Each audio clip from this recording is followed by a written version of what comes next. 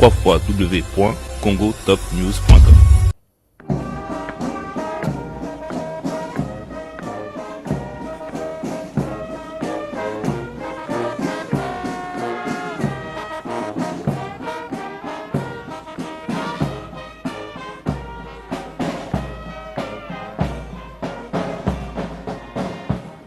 Musique au président du Sénat.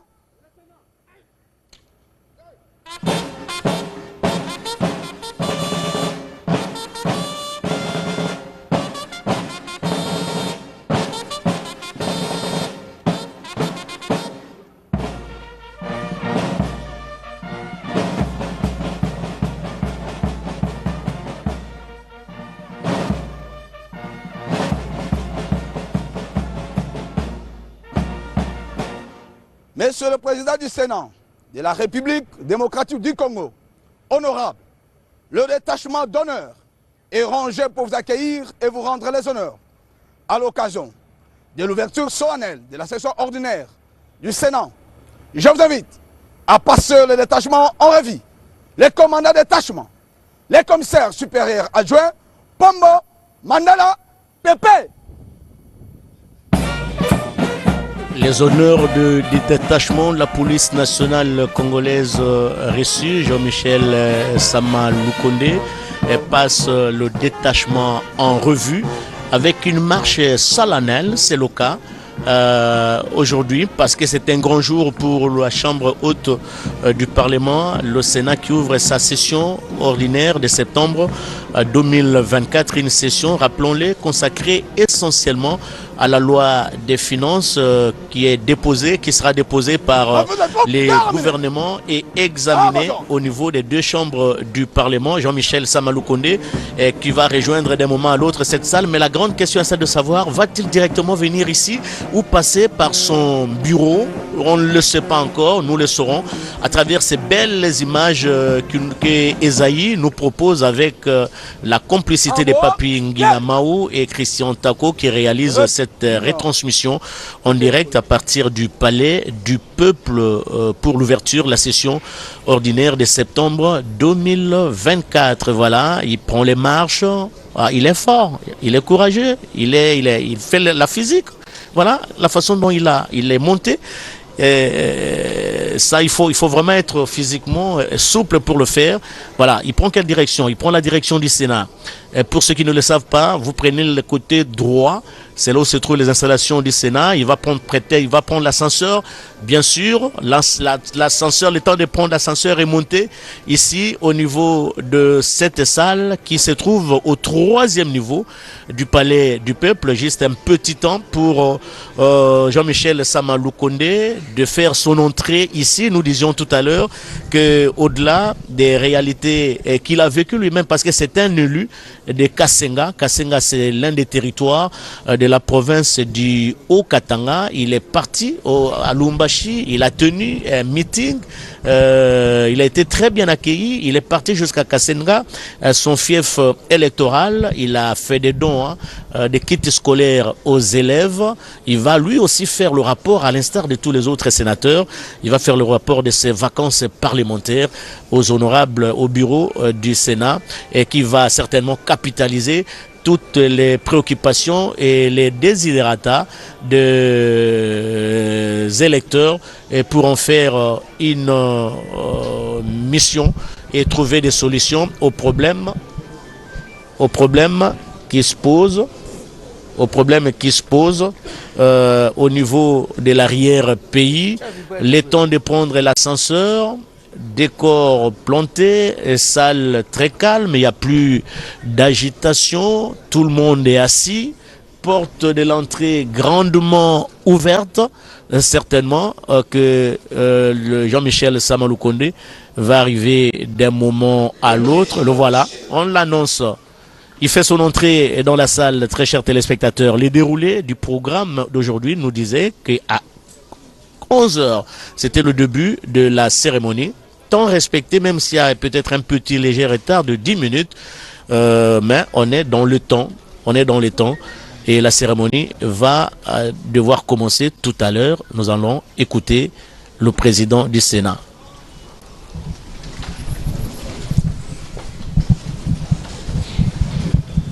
pour nous donner l'ordre du jour. Honorable Président du Sénat, Honorable Président de l'Assemblée nationale, Excellence Madame la Première ministre, Messieurs le Président de la Cour constitutionnelle, Messieurs le Procureur général près la Cour constitutionnelle, Messieurs le Premier Président de la Cour de cassation, Messieurs le Procureur général près la Cour de cassation, Madame la Première Présidente du Conseil d'État, Messieurs le Procureur général près le Conseil d'État, Messieurs le Premier Président de la Cour des comptes, Messieurs le Procureur général près la Cour des comptes, Messieurs le Président du Conseil économique et social, honorables membres des bureaux de l'Assemblée nationale et du Sénat, Messieurs le Président des institutions d'appui à la démocratie, honorables sénateurs, Excellences, Mesdames et Messieurs les membres du gouvernement, honorable Président de l'Assemblée provinciale de Kinshasa, Excellences, Messieurs le gouverneur de la ville de Kinshasa, Excellences, Mesdames et Messieurs les ambassadeurs, chefs des missions diplomatiques, représentants des organisations internationales et du système des Nations Unies, distingués invités dans le strict respect de vos rangs. Mesdames et Messieurs, 3 moments forts vont marquer la présente cérémonie consacrée à l'ouverture solennelle de la session ordinaire de septembre 2024, à savoir, primo, l'hymne national que nous allons chanter avec l'accompagnement de la fanfare de la police nationale congolaise, secondo, le discours d'ouverture de l'honorable président du Sénat, tertio, le cocktail qui sera servi aux honorables sénateurs et à tous les invités au cabinet du président du Sénat, où sera également faite la séance des salutations pour tous les invités avec le président du Sénat. Les membres du personnel des cabinets et de l'administration seront quant à eux servis dans la salle Kivu du Palais du Peuple. Avec votre autorisation, honorable président du Sénat, nous invitons l'auguste assistance à s'élever pour chanter l'hymne national.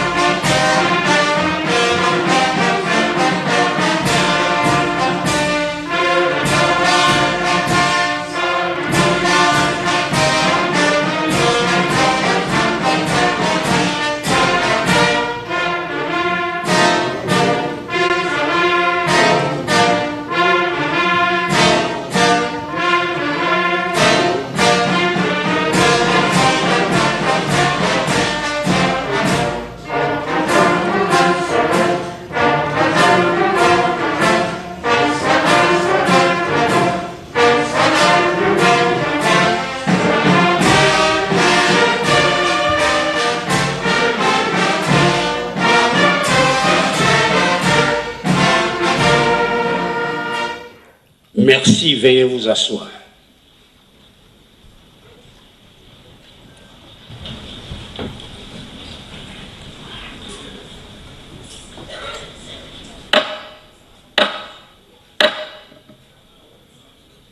La séance est ouverte.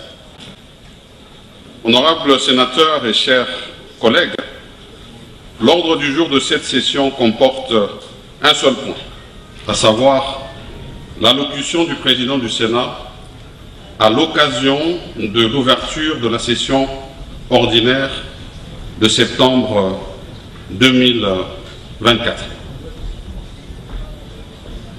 Honorable président de l'Assemblée nationale et estimés collègues, Madame la Première ministre, chef du gouvernement, Monsieur le Président de la Cour constitutionnelle, Monsieur le Premier Président de la Cour de cassation, Madame la Première Présidente du Conseil d'État, Monsieur le Procureur général près le Conseil d'État, Monsieur le Président de la Haute Cour militaire, Monsieur l'Auditeur général près la Haute Cour militaire, Monsieur le Premier Président de la Cour des comptes, Monsieur le Procureur général près la Cour des comptes, Monsieur le Président du Conseil économique et social, Messieurs les Présidents des institutions d'appui à la démocratie, Mesdames et Messieurs les ambassadeurs et chefs des missions diplomatiques et représentants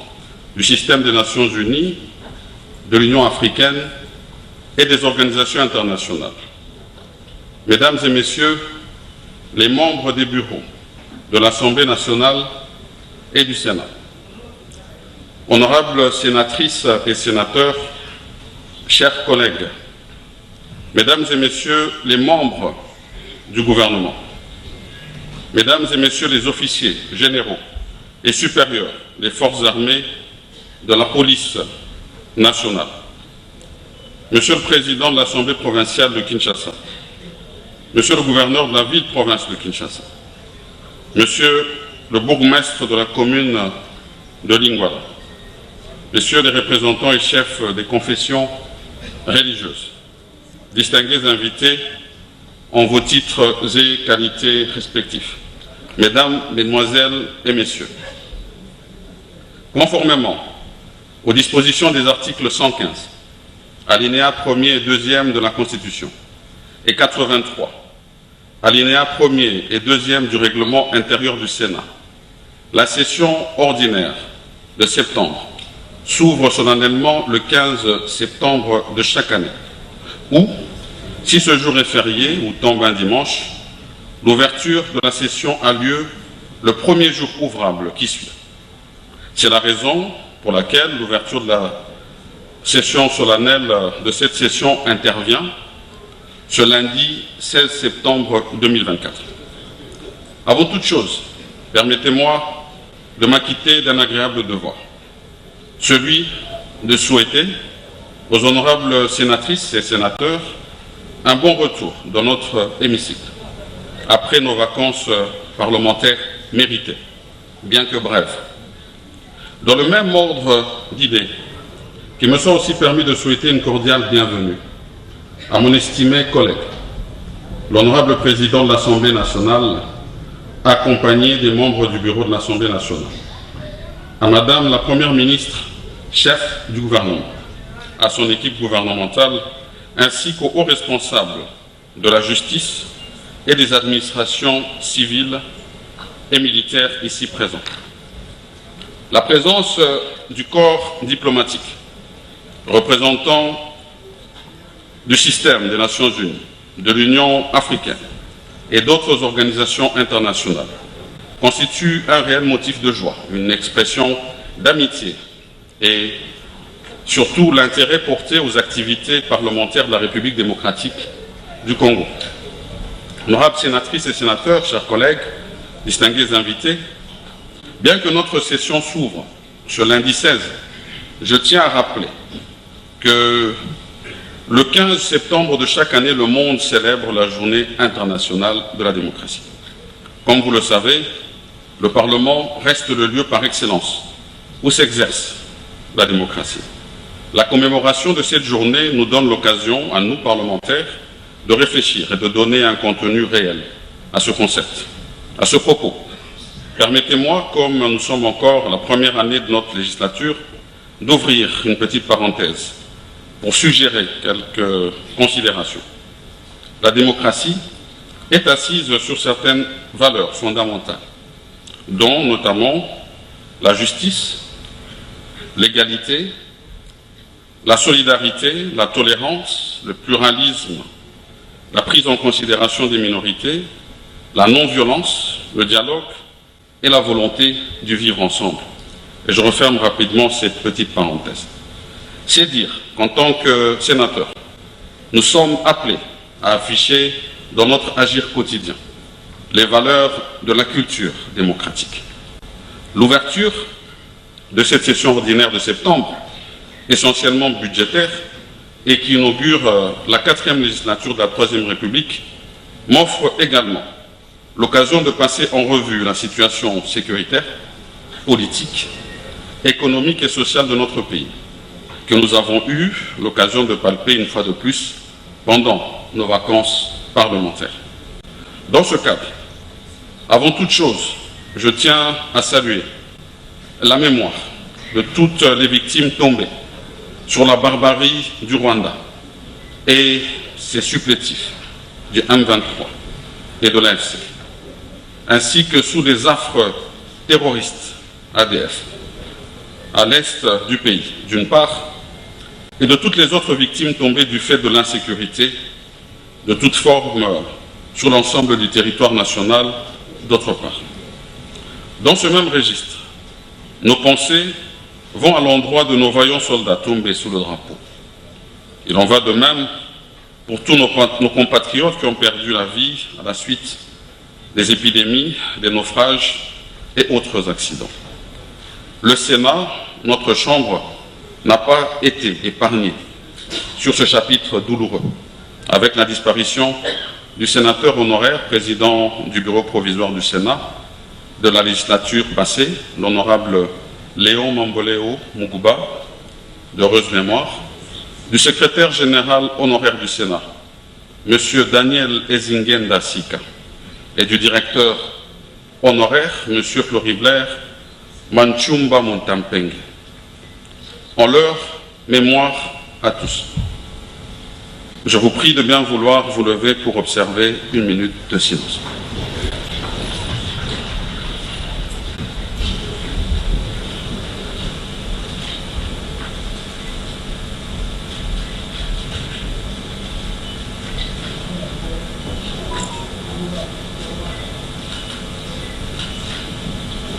Je vous remercie.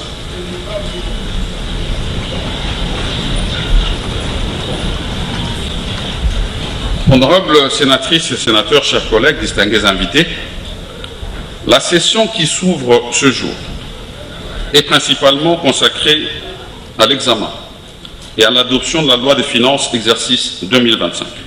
De tradition, elle donnera certainement lieu à des débats très animés, inhérents à l'expression vitale de toute démocratie parlementaire. Des inévitables divergences de vues ne doivent pas être perçues non comme l'expression d'un quelconque antagonisme politique ou idéologique, mais plutôt comme la manifestation de notre attachement commun à l'affectation judicieuse et équitable des ressources publiques au profit de nos populations. Et nous, comme sénateurs, représentants constitutionnels des provinces, notre attention sera plus portée sur les crédits accordés aux provinces, plus particulièrement sur la matérialisation des projets retenus dans nos différentes provinces.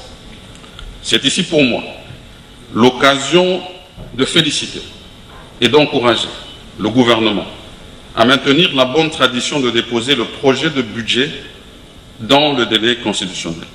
À cet effet, je demande à la Chambre sœur de bien vouloir faire les diligences nécessaires pour nous le transmettre dans le meilleur délai en vue de permettre son examen et son adoption sans précipitation.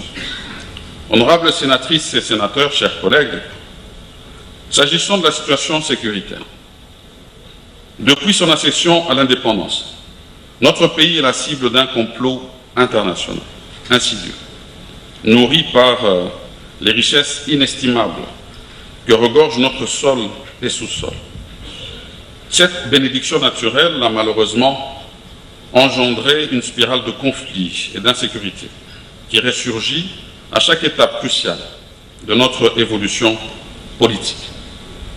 Nous ne pouvons ignorer ni minimiser l'implication promonte de certaines multinationales d'une part et de certains pays voisins d'autre part, qui apportent leur soutien financier, logistique ou militaire aux groupes armés. Ces actes ignobles constituent une violation flagrante de notre souveraineté et donc une menace à la paix et à la stabilité, non seulement dans la sous-région des Grands Lacs, mais également de l'Afrique tout entière. Il est donc essentiel que la communauté internationale prenne des mesures concrètes pour mettre un terme à cette ingérence extérieure. Nous exigeons des sanctions appropriées à l'encontre des responsables des crimes d'agression, des crimes de guerre, des crimes contre l'humanité et de génocide commis en République démocratique du Congo. C'est ici le lieu de féliciter son Excellence Félix Antoine Tshisekedi Tshilombo, président de la République, chef de l'État, à qui je rends un vibrant hommage pour les efforts fournis dans le renforcement des capacités de nos forces de défense et de sécurité, afin de leur permettre de contrer efficacement cette occupation injuste. Face à cette menace persistante que j'ai eu à évoquer lors de mon discours d'installation du haut de cette tribune, il est impérieux pour les élus que nous sommes de redéfinir une politique parlementaire claire, en phase avec la vision constamment éclairée de son Excellence Monsieur le Président de la République, chef de l'État, qui n'est pas opposé à des échanges directs avec les véritables instigateurs de l'insécurité qui gangrène la partie est du pays. En outre, notre Chambre salue et accompagne le gouvernement qui ne ménage aucun effort dans le domaine diplomatique pour ramener la paix intégrale dans notre pays, particulièrement dans sa partie orientale. C'est le lieu de citer le processus de Luanda, sous la facilitation du président de la République, sœur d'Angola, que nous souhaitons voir aboutir pour la stabilité de la sous-région. Dans la même optique, comme parlementaires, nous avons l'obligation de redynamiser la diplomatie parlementaire pour venir en appui à cette diplomatie gouvernementale au travers des organisations parlementaires, interparlementaires et groupes d'amitié, organisations au sein desquelles nous continuerons à porter la voix de la République démocratique du Congo à travers le monde. C'est ici le lieu de lancer un appel à toutes les forces vives de la nation à se ranger comme un seul homme derrière le commandant suprême des forces armées de la police nationale congolaise, des forces armées et de la police nationale congolaise, aux fins de parvenir à une résolution efficace et définitive de cette crise. J'encourage et félicite l'implication des organisations régionales, notamment la SADC, et de certains États amis dans la quête d'une paix durable à l'est de notre pays. Dans ce même registre, l'insécurité découlant du banditisme urbain appelle à des réformes nécessaires pour endiguer ce phénomène. À l'instar du service national, qui s'évertue à rééduquer et réinsérer certains jeunes, notamment ceux appelés communément Kuluna, l'heure n'est-elle pas venue de traiter de la question de manière plus holistique? Nous devons plus rechercher des solutions pérennes qui privilégient la création de l'emploi, la formation professionnelle, la promotion des sports et l'encadrement des activités culturelles pour notre jeunesse, défavorisée et trop souvent stigmatisée. À mon avis, il ne s'agit ni plus ni moins que d'une somme d'énergie juvénile débordante, mais non canalisée. Nous avons donc le devoir, nous responsables politiques, le gouvernement en particulier, de capitaliser sur cette grande masse démographique et investir durablement en ce riche capital humain, incontournable pour atteindre une croissance accélérée et soutenue de notre nation, répondant ainsi à l'un des 6 engagements prioritaires de son Excellence Monsieur le Président de la République et chef de l'État. Je ne saurais terminer ce chapitre sans évoquer la problématique épineuse et récurrente du non-respect des normes sécuritaires dans le secteur des transports en général et fluvial en particulier. La vie de nos compatriotes étant sacrée, notre Chambre ne saurait rester indifférente face à cette situation. En effet, la libération du transport fluvial a permis à certains compatriotes de devenir armateurs, sans que des mesures d'accompagnement ne soient prises. Ceci a engendré un laisser-aller qui nous a conduit à la situation que nous déplorons aujourd'hui.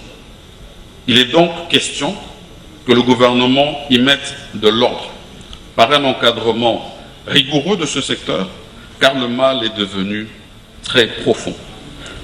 Honorables sénatrices et sénateurs, chers collègues, distingués invités, dans le registre politique, comme il en a été question lors de la dernière réunion interinstitutionnelle, force est de constater que les retards observés dans l'organisation des scrutins ne sont pas sans conséquences dans la consolidation de notre jeune démocratie. En effet, consécutivement à l'annulation des élections dans les circonscriptions électorales de Massimanimba, dans la province du Kwilu, et de Yakoma, dans le nord Ubangi, ainsi que la non-tenue des élections dans les territoires de Kwamut, dans la province du Maïndombe, de Rutshuru et Massissi, dans la province du Nord Kivu, notre Chambre se trouve amputée de certains de ses membres. Il en est de même des assemblées provinciales et des exécutifs provinciaux, des dites entités qui jusqu'à ce jour ne sont pas fonctionnelles.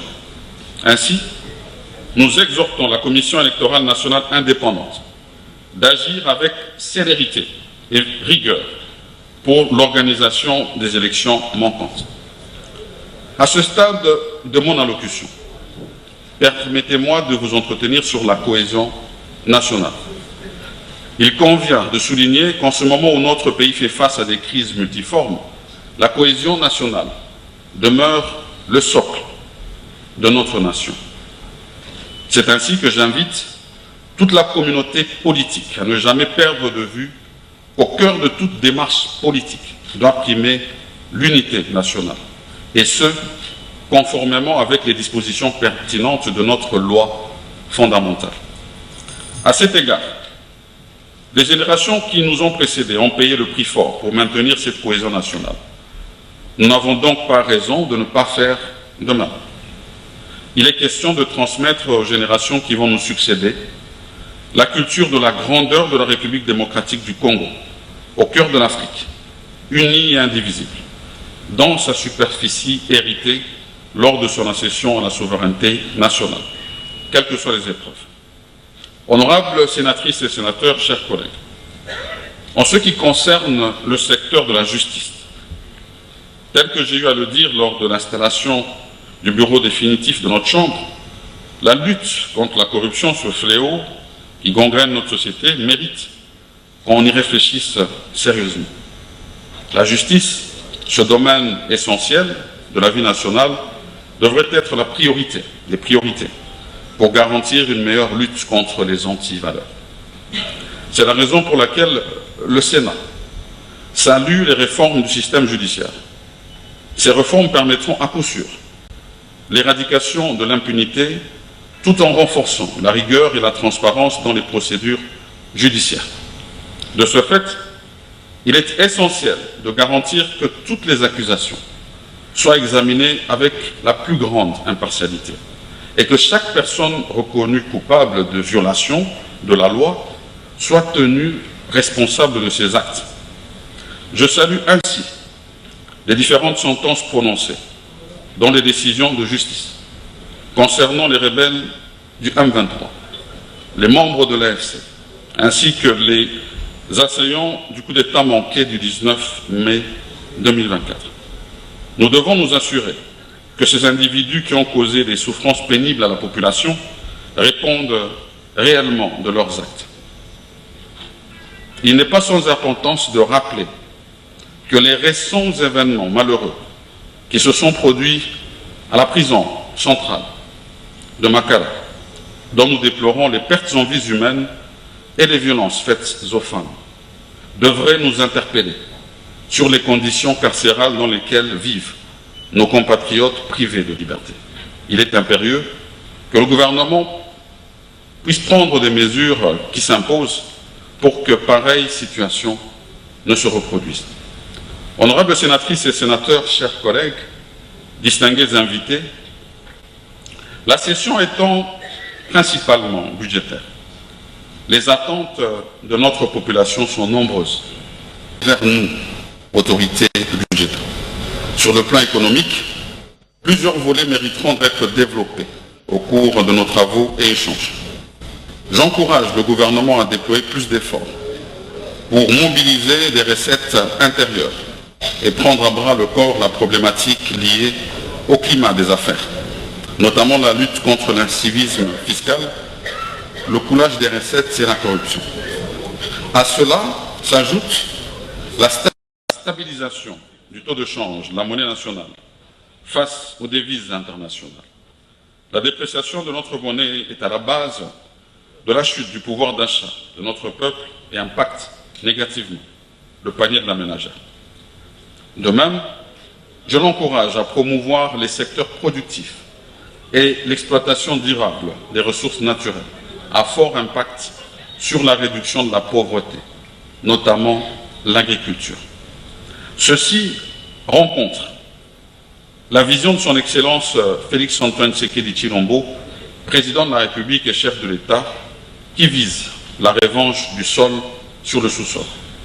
Ainsi, face à toutes ces contraintes pressantes auxquelles notre population est confrontée, notre Chambre entend user de toutes ses prérogatives constitutionnelles et réglementaires en vue d'un contrôle régulier et sans relâche de l'action gouvernementale, aux fins de soulager les maux qui nous rongent. Honorables sénatrices et sénateurs, chers collègues, la situation sociale demeure préoccupante. Néanmoins, nous saluons d'une part les mesures d'allègement de la fiscalité sur les importations de certains produits alimentaires de première nécessité, prises récemment par le gouvernement, en vue de lutter contre la vie chère, et lui recommandons, d'autre part, de prendre des mesures incitatives en faveur de la production locale, en perspective d'une souveraineté alimentaire.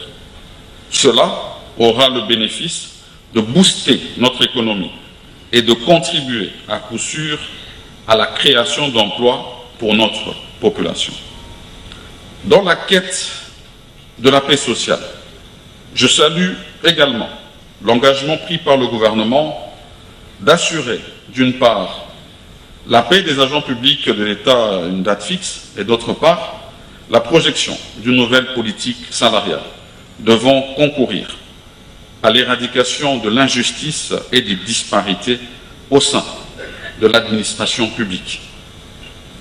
Parlant de l'éducation nationale, notre Chambre encourage non seulement le renforcement des capacités du corps enseignant, mais aussi et surtout l'actualisation des salaires des enseignants pour les motiver davantage, surtout au niveau primaire où la gratuité est effective. Il en va de même pour la construction et la réhabilitation des infrastructures scolaires, indispensables à une formation de qualité de nos enfants. C'est ici pour nous l'occasion d'encourager l'exécutif national à poursuivre son élan dans le domaine de la gratuité de l'enseignement, en tenant compte, s'il est chef du niveau secondaire, sur toute l'étendue du territoire national. Par ailleurs, le programme de l'enseignement supérieur et universitaire a récemment connu une mutation vers le système LMD, qui, faute de préalable nécessaire sa mise en œuvre dans notre contexte éducatif, requiert une attention particulière. Il revient donc à l'exécutif national de procéder à mi-parcours à son évaluation sans complaisance. Je ne saurais clore ce chapitre sans évoquer le domaine de la recherche scientifique et de l'innovation technologique, qui, sous l'impulsion du chef de l'État, constitue un canal par excellence de diffusion du savoir et de développement des compétences. Je loue à cet effet l'œuvre du génie congolais à travers les expositions tenues du 27 au 29 août 2024, ici, au Palais du Peuple, pour la promotion des inventions Made in Congo. Je voudrais, avec insistance, suggérer au gouvernement de prendre toutes les dispositions qui s'imposent pour lancer le pays vers la maîtrise de l'intelligence artificielle, car dans les années à venir, nous serons condamnés de ne nous y être pas investis à temps. Honorables sénatrices et sénateurs, chers collègues, distingués invités, dans le domaine de la santé publique, notre pays est une fois de plus confronté à des épidémies et des endémies, notamment le paludisme, la rougeole, le choléra et une autre variante de la Covid-19, ainsi qu'à la résurgence de l'épidémie monkeypox, maladie virale d'origine animale. Les programmes de prévention et de prise en charge mis en place peinent à endiguer complètement ces fléaux. Nous exhortons le gouvernement à prendre des mesures idoines à cet effet.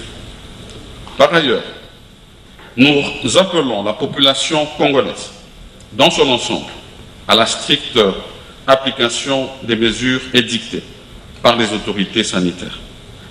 Dans le même registre, nous attirons l'attention du gouvernement sur la problématique de la malnutrition aiguë et chronique dans la population infantile et majoritairement victime.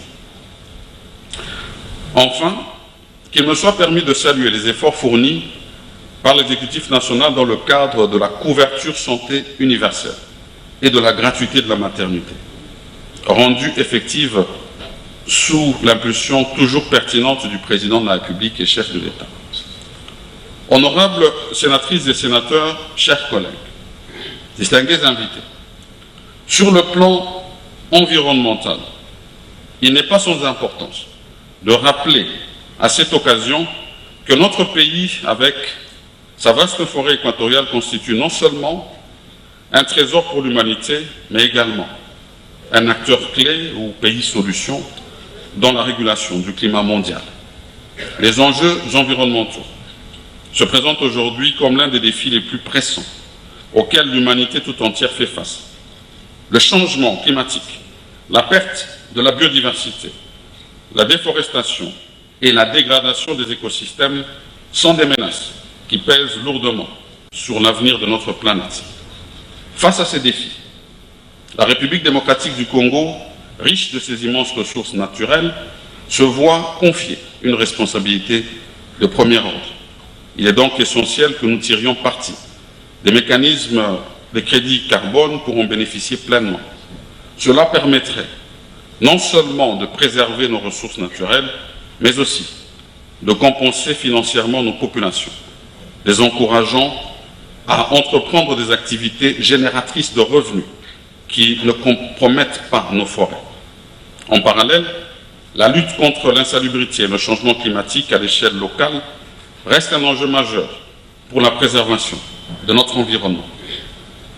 Honorables sénatrices et sénateurs, chers collègues, distingués invités, en ce qui concerne les infrastructures et le transport, les projets de construction et de réhabilitation des ports et des routes revêtent une importance capitale pour notre pays. Au regard de son caractère stratégique, le projet de port en eau profonde de Banana implique que l'instance compétente qui en assure le suivi fasse régulièrement le point sur son avancement. Il en est de même pour les principales routes nationales. C'est ici le lieu de saluer les travaux de construction des rocades autour de la ville de Kinshasa, lancés récemment par son Excellence Félix-Antoine Tshisekedi Tshilombo, président de la République et chef de l'État. Cette action louable va à coup sûr améliorer la fluidité de la circulation dans la capitale. Aussi, la construction des chemins de fer reliant l'ensemble du territoire national doit-elle être une priorité absolue.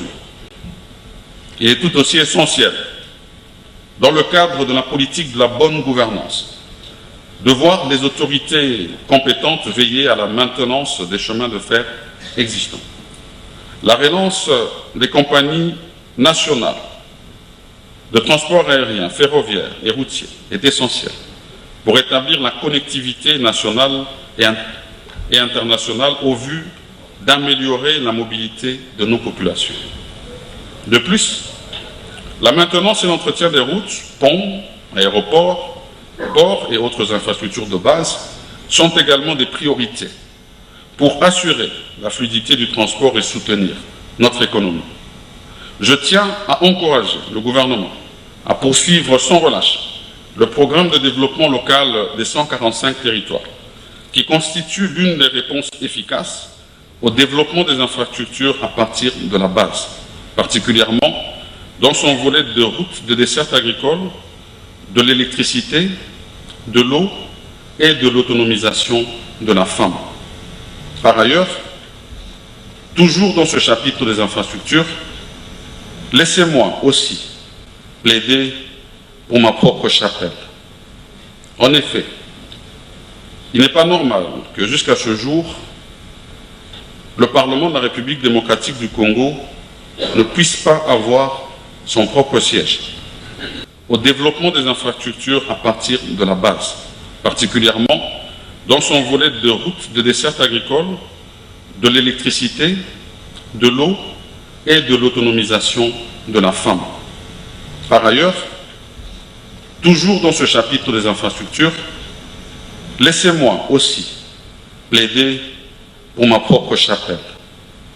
En effet, il n'est pas normal que jusqu'à ce jour, le Parlement de la République démocratique du Congo ne puisse pas avoir son propre siège. Le palais du peuple que nous utilisons jusque-là l'est à titre provisoire. Et cela totalise déjà 30 ans.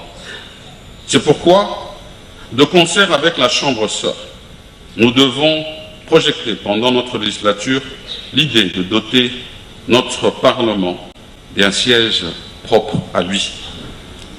J'exhorte les sénateurs donc que nous sommes, en tant qu'autorité budgétaire, de veiller à cela pour que nous léguions à notre postérité un bâtiment digne du pouvoir législatif. Honorables sénatrices et sénateurs, chers collègues, distingués invités, à présent, laissez-moi m'appesantir un peu sur le rôle du Sénat comme chambre parlementaire pour éclairer certains compatriotes qui se posent encore la question à ce sujet. En effet, outre ces missions classiques de légiférer et de contrôler le gouvernement, les entreprises publiques ainsi que les établissements et services publics, concurremment avec l'Assemblée nationale, la Chambre haute joue le rôle de l'équilibre des pouvoirs dans le vote des lois pour le bon fonctionnement de la République.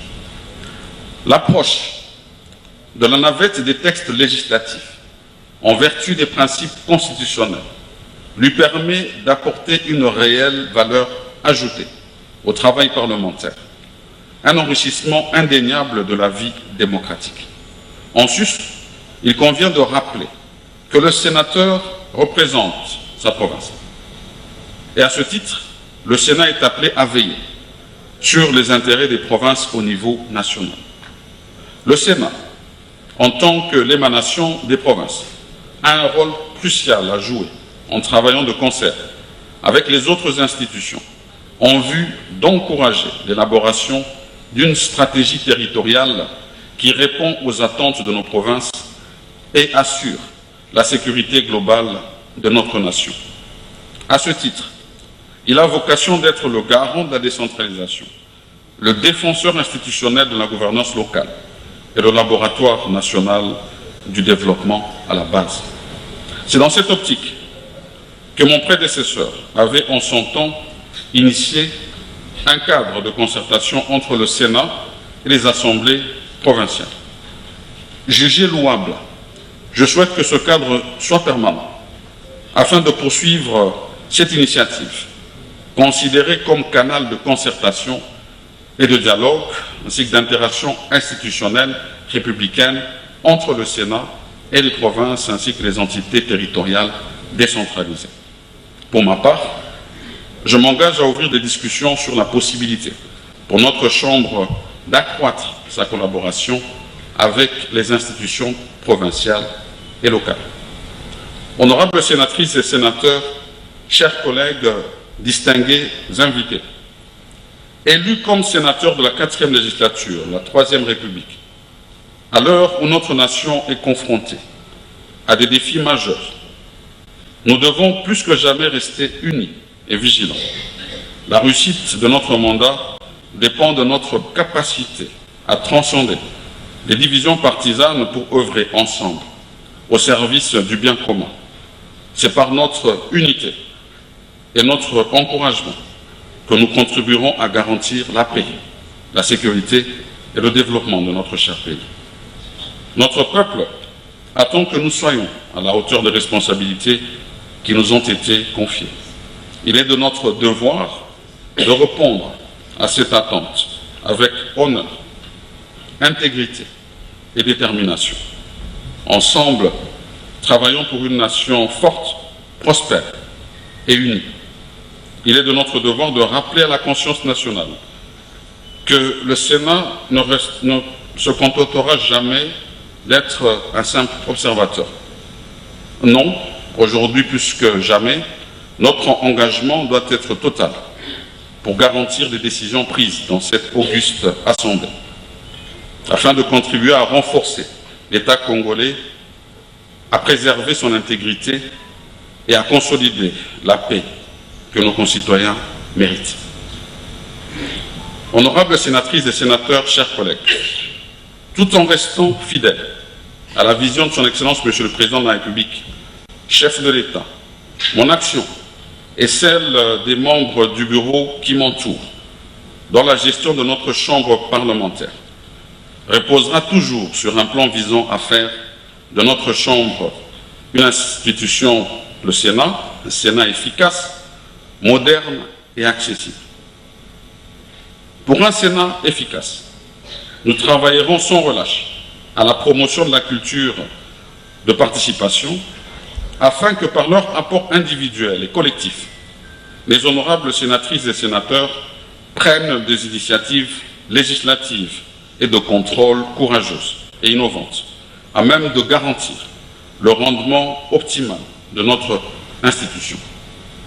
Pour un Sénat moderne, nous nous investirons dans l'introduction des nouvelles technologies, de l'information et de la communication, non seulement pour permettre à notre administration d'améliorer ses méthodes de travail, mais aussi et surtout pour renforcer la communication interne entre les honorables sénatrices et sénateurs.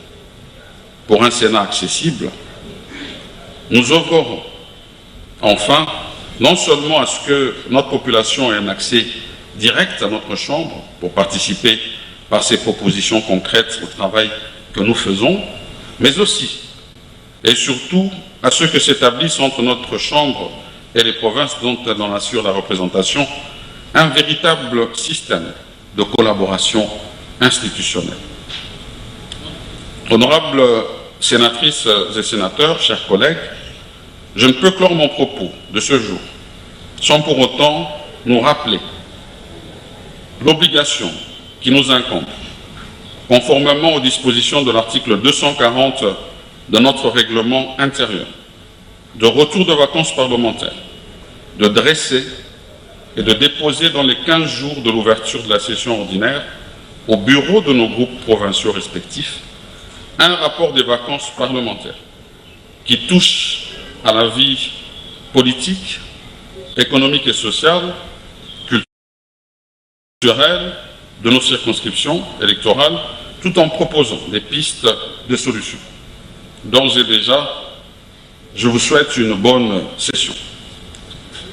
Honorable Président de l'Assemblée nationale, estimés collègues, Madame la Première ministre, chef du gouvernement, Monsieur le Président de la Cour constitutionnelle, Monsieur le Procureur général près la Cour constitutionnelle, Monsieur le Président de la Cour de cassation, Monsieur le Procureur général de la Cour de cassation, Madame la première présidente du Conseil d'État, Monsieur le procureur général près le Conseil d'État, Monsieur le président de la Haute Cour militaire, Monsieur l'auditeur général près la Haute Cour militaire, Monsieur le premier président de la Cour des comptes, Monsieur le procureur général près la Cour des comptes, Monsieur le président du Conseil économique et social, Messieurs les présidents des institutions d'appui à la démocratie, Mesdames et Messieurs les ambassadeurs et chefs des missions diplomatiques, les représentants du système des Nations Unies, de l'Union africaine et des organisations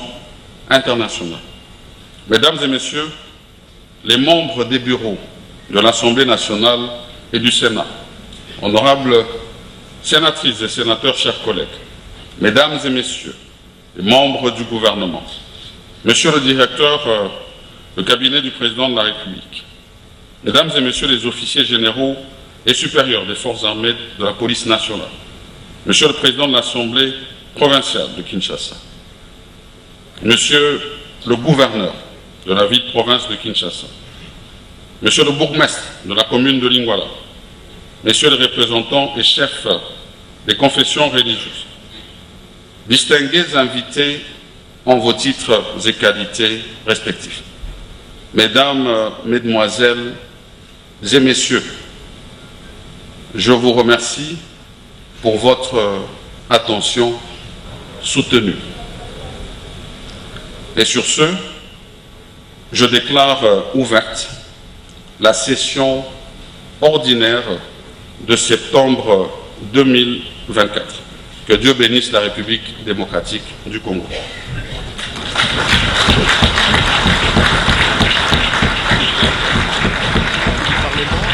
Une analyse dans le discours du président. L'ordre du jour étant épuisé, la séance est levée. Votre attention, s'il vous plaît. Nous demandons au service du protocole de conduire l'honorable président du Sénat et son collègue de l'Assemblée nationale au cabinet du président du Sénat. Ils seront suivis par les chefs des institutions de la République, les bureaux des 2 chambres parlementaires, les honorables sénateurs, les membres du gouvernement, les membres du corps diplomatique ainsi que les autorités civiles et militaires. Je vous remercie.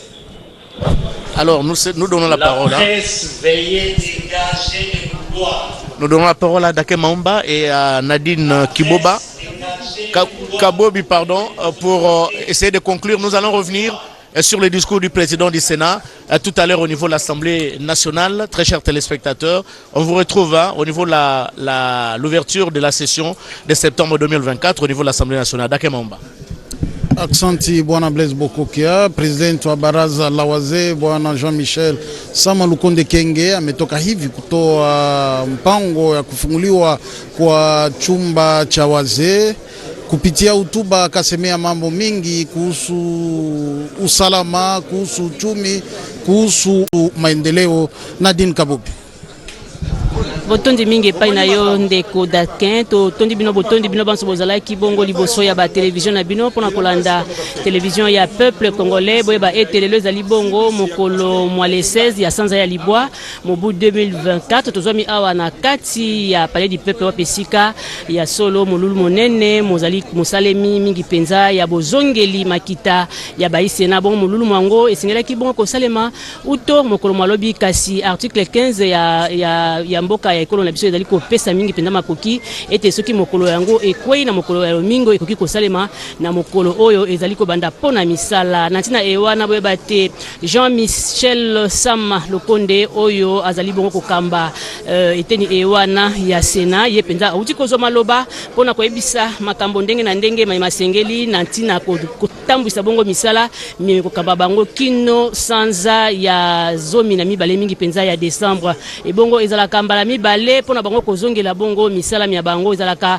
na sanza ya libwa otobengi ya septembre mpe na sanza ya mars nde basalaka misala na bango bongo na maloba kamata ki Jean-Michel Sama Lukonde ayebisi makambo matina oyo bango basengi kosala na kati ya session et tobengi mingi penda session ordinaire ya sanza ya libwa asengi mingi penza boyokani na kati ya ekolo ya solo bato banso basali mabe ndenge na ndenge basengi kozwa bongo bitumbu bisengeli pona mabe na bango asengi susu tope ayokaki mawa na mwa makambo nyonso ya mabe oyo mautaki mingi koleka kuna na boloko ya makala alobeli pe likambo litali e bikeli ya peuple congolais ya solo Jean-Michel abetisete e bikeli ya peuple congolais ezali bongo mokumba tope moko likambo evandi na kati ya misala bango bakosala ya solo abetaki pesete na ngambo ya misala mitali bongo toloba mingi penda kotombola 145 territoire ya ekolo Congo démocratique kuna tozali komona kopesa mai kopesa lotiliki kopesa mwasi esika na ye pote ayeba bongo komipesa ya solo makasi tope komipesa komizona mokumba bongo abetaki susu lisete pona likambo litali esika ya malonga e sena esengeli bongo kosala ka mosala esali bongo mibu tuku misato tope 30 ans eleki sena ezalaka na esika ya malonga te pona kosala mosala na ntina ewana asengi mingi penza na mbula matari bai babongo kokanisa likambo yango bapesa bango esika ya malonga pona kosala ka mosala Jean-Michel Sama Lukonde oyo aponami mingi penza na 4e législature pe na république ya Isato ye penza azali kosenga ete ya solo boyokani eumela na kati bango te asengi mingi penza na maloba maye na ntina ete bazala na bomoko bazala na boyokani na kati ya mosala ya baisena ya solo ezali bongo libaku mpo ya ye pona kosenga na moto nyonso botondi oyo ayaki koyanula na libiangi ya lelo to pe na masolo mai mafungwami lelo atondi bakambi ya misala ya politique atondi bakambi ya basoda atondi bantoma ya ekolo bazali kosala mosala na République démocratique ya Congo pe atondi bourgmestre ya commune ya Lingwala oyo ayaki bongo koyanula na libiangi ya mokolo malebo ba ete kobanda lelo somba terrain ya kitoko terrain avec sécurité awa na Badara 3 à 20 minutes seulement de l'aéroport international d'Njili ba terrain nyonso awa eza cadastré oyo tali terrain na yo okei ko visiter to ko vérifier na cadastre oyo pesi mbongo na yo en bonne et forme fini makambo ya kokosa bato na ba terrain ya lokuta Badara 3 avenir ya ba congolais fraîcheur au pepe kitoko référence eza hôpital Fachi to hôpital Sei Mikondo oyo batongeli biso awa na kati ya Badara somba terrain na yo tonganda ku ya rêve na yo to répéter lisusu ba terrain nyonso eza cadastré na $5,000 ya pamba aux 8 terrains na yo 20 sur 20 en toute sécurité. Pour tout contact, veuillez appeler au numéro 00243 85 07 901 46 ou au numéro 0033 6 60 58 89 56. Papa, maman, pe bandeko ya diaspora, jeune, somba terrain na yo na Badara 3, pe tonga ndaku na yo ya rêve.